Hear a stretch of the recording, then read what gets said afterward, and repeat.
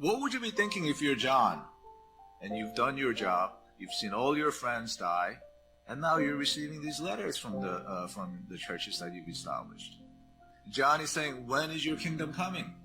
We've been waiting for it the whole time. Then Jesus shows up and gives him a vision of what's to come. But as the vision unfolds, John sees all the depravity, corruption, and sin coming into God's church in Revelations chapter 2 and 3. But what he was expecting was for Jesus to somehow clean that up and get the church ready for the second coming, right? But no, things go from bad to worse. By the Dark Ages, the church is in full prostitution mode, committing spiritual fornication with the kings of the world left and right. Picture of the last church in Revelation chapter 3, it's actually the worst. A modern day translation may be, you make me so sick to my stomach that I feel like throwing up.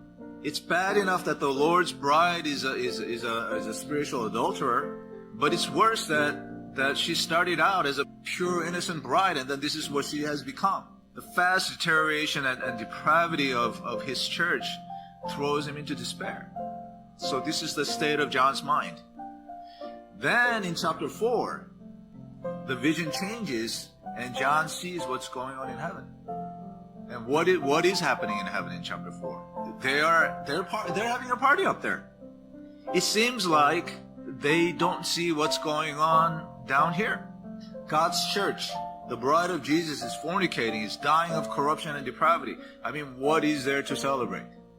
John was confused. What in the world is going on here?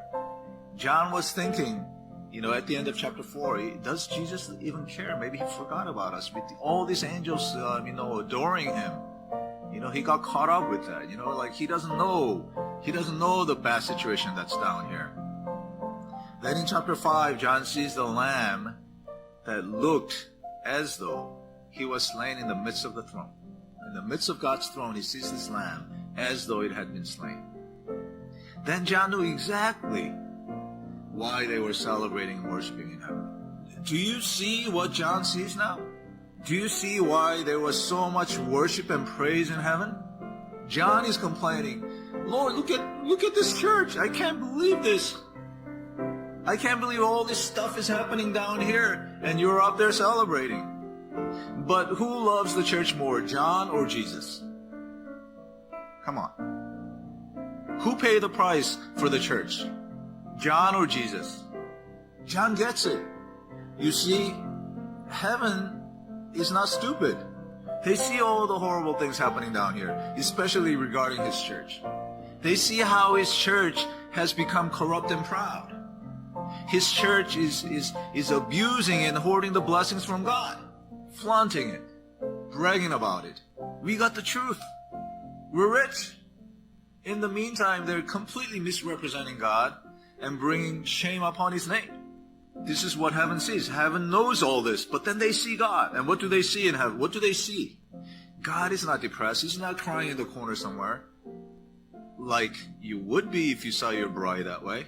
Rather, God is bearing all this. He's encouraging everyone in heaven. He's encouraging all the angels to keep working. And he's encouraging all his children here on earth. He's continually blessing everyone, and he's continually doing whatever he can to seek and to save that which is lost. That's what heaven sees. And heaven's like, wow, there's no God like you. God, you're worthy of our praise. Worship naturally arises out of their hearts as they see that God is truly, truly worthy to receive their honor and praise.